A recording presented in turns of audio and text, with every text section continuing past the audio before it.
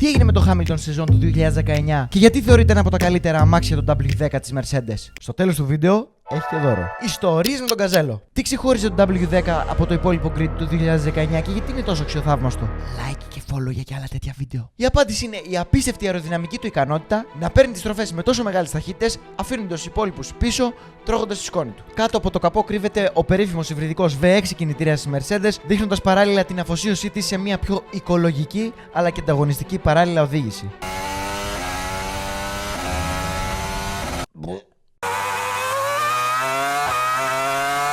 Τώρα ας μιλήσουμε για τη μαγεία που συνέβη το 2019. Η ικανότητα του Hamilton πίσω από το τιμόνι του W10 έφερε 11 νίκες. Έτσι κερδίζοντας το Hamilton τον έκτο παγκόσμιο τίτλο του. Αλλά εκτός από το πρωτάθλημα οδηγών του Hamilton, κέρδισε και το έκτο Constructors Champion για την ομάδα της Mercedes. Το μορφότερο livery αυτής της χρονιάς ήταν στο Grand Prix της Γερμανίας. Hamilton να ξεκινάει στην πρώτη θέση, αλλά τερματίζοντας στην 11η. Λόγω αργού pit stop